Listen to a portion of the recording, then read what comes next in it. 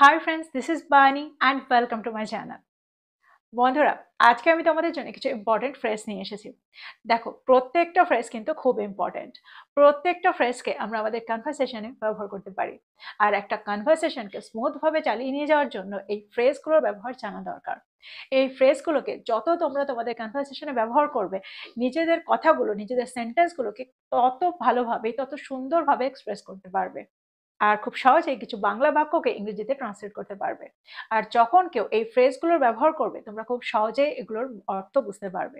আর অর্থ বুঝে সেগুলোর আনসার করতে পারবে। তোমরা বুঝতে পারছো আজকের ভিডিওটা কতটা ইম্পর্টেন্ট।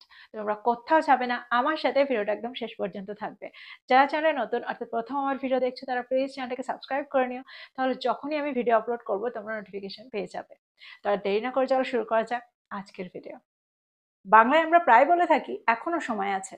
এখনো সময় আছে নিজের ভুলটা স্বীকার করো। এখনো সময় আছে মন দিয়ে পড়াশোনা করো। তো এরকম অর্থে আমরা কোন স্ট্রাকচারে ব্যবহার করতে পারি? অর্থাৎ এরকম বাংলা বাক্যকে যখন আমরা ইংরেজিতে ট্রান্সলেট করি তখন আমরা কোন স্ট্রাকচারে ব্যবহার করতে পারি? দেখো, এখানে আমরা বলতে পারি there is still time. There is still time. Example দেখো, তোমার বাড়ির কাজ শেষ করার এখনো সময় আছে।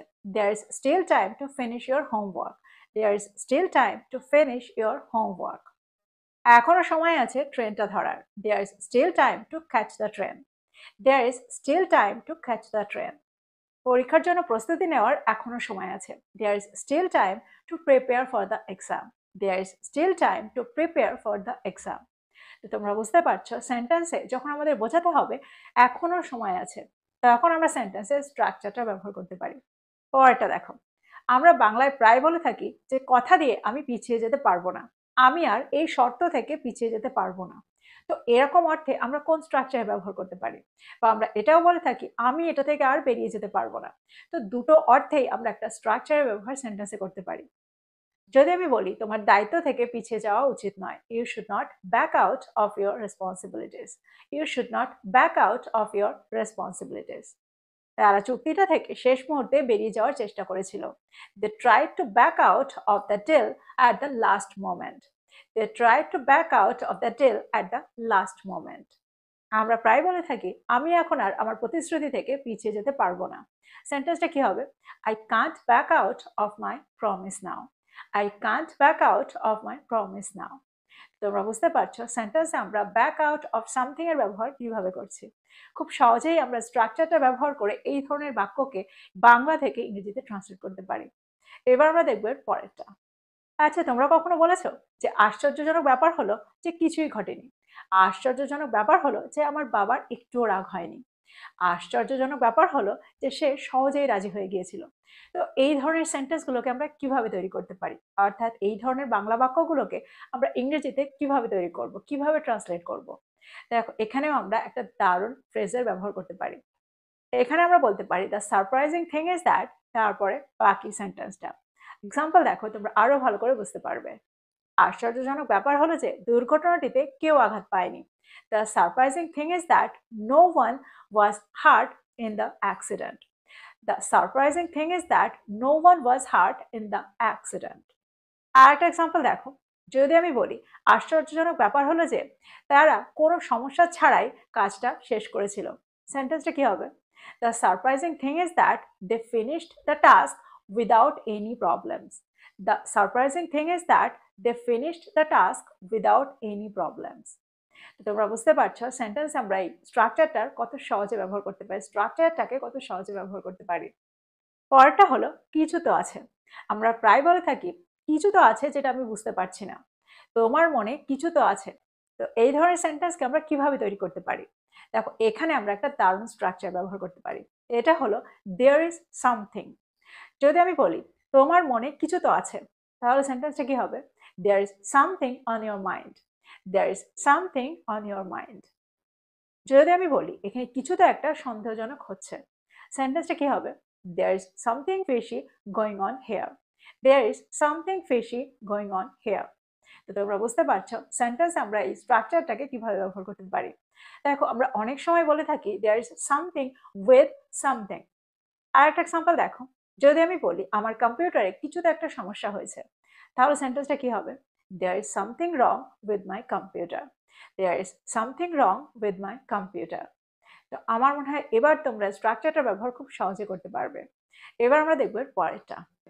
পরেরটা হলো কিছুই হয় না বা কিছুই যায় না। এরকম অর্থে আমরা কোন স্ট্রাকচার ব্যবহার সেন্টেন্সে করতে পারি? দেখো এখানে আমরা বলতে পারি নাথিং গোজ টু। যদি আমি বলি আমাদের রান্নাঘরে কিছুই নষ্ট হয় না বা কিছুই অপচয় হয় না, তাহলে সেন্টেন্সটা কি হবে? Nothing goes to West in our kitchen. Nothing goes to West in our kitchen. কিছুই পরিকল্পনা মাফিক হয় না যখন আপনি প্রস্তুত না হন।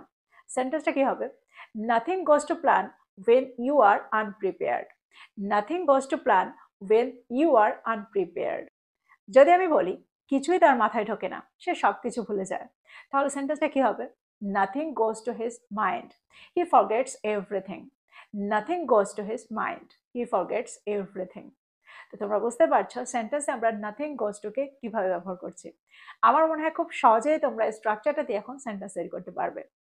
এবার আমরা দেখবো এর পরেরটা। পরেরটা হলো আমি তাদের মধ্যে একজন নই। আমরা প্রায় বলে থাকি আমি তাদের মধ্যে একজন নই যে খুব সহজেই হাল ছেড়ে দেয়। আমি তাদের মধ্যে একজন নই যে খুব সহজেই ভয় পেয়ে যায়। তো এরকম অর্থে আমরা সেন্টেন্সে কোন স্ট্রাকচার ব্যবহার করতে পারি? এখানে আমরা বলতে পারি I am not one of those. Example দেখো, যদি আমি বলি আমি তাদের মধ্যে একজন নই যে কুসংস্কারে বিশ্বাস করে, সেন্টেন্সটা কি হবে? I am not one of those who believe in superstitions. দেখো এখানে হুয়ের পরে আমরা বিলিভেরই ব্যবহার করব, নট বিলিভস। দেখো আমরা সাধারণত হুয়ের পরে যে ভার্বটার ব্যবহার সেন্টেন্সে করি তার সাথে এস বা ইএস কে যোগ করি, কিন্তু এখানে এই স্ট্রাকচারের সাথে আমরা সেটা করব না। আর একটা এক্সাম্পল দেখো, আমি তাদের মধ্যে একজন নই যারা চ্যালেঞ্জের ভয় পায়। I am not one of those who R afraid of challenges. I am not one of those who R afraid of challenges. আমি তাদের মধ্যে একজন নই যারা সহজেই হাল ছেড়ে দেয়। I am not one of those who give up easily. I am not one of those who give up easily. তো তোমরা বুঝতে পারছো সেন্টেন্স আমরা স্ট্রাকচারটাকে কত সহজে ব্যবহার করতে পারি। আমরা বাংলায় প্রায় বলে থাকি এই গুজবটার সাথে সত্যতার কোনো লেনাদেনা নেই বা এটার সাথে তার কোনো সম্পর্ক নেই। তো এরকম অর্থে আমরা কোন স্ট্রাকচার ব্যবহার করতে পারি? দেখো এখানে আমরা বলতে পারি nothing to do with. Example দেখো, তার এই দুর্ঘটনাটার সাথে কোনো লেনাদেনা নেই বা তার এই দুর্ঘটনাটার সাথে কোনো সম্পর্ক নেই। She has nothing to do with the accident. She has nothing to do with the accident. ওটার সাথে আমাদের কাজের কোনো সম্পর্ক নেই। That has nothing to do with our work. That has nothing to do with our work. তো তোমরা বুঝতে পারছো সেন্টেন্স আমরা নাথিং টু ডু কে কোন অর্থে ব্যবহার করছি। দেখো স্ট্রাকচারটাকে আমরা আরো একটা অর্থে ব্যবহার করতে পারি। আমরা প্রায় বলে থাকি এটাতে আমার কিছুই করার নেই, তার এটাতে কিছুই করার নেই। তো এরকম অর্থেও কিন্তু আমরা nothing to do with something এর ব্যবহার সেন্টেন্সে করতে পারি। এক্সাম্পল দেখো, এই বিষয়টিতে আমার কিছুই করার নেই। I have nothing to do with this matter. I have nothing to do with this matter.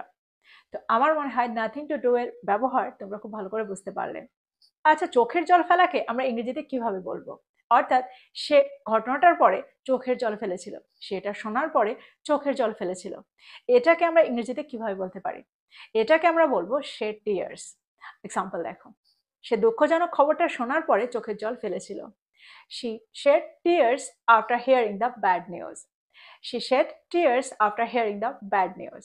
একটা জিনিস তোমরা এখানে মনে রাখবে, শেড এই ওয়ার্বটা তিনটে ফর্মই কিন্তু একই থাকে, অর্থাৎ first form, second form and third form একই থাকে।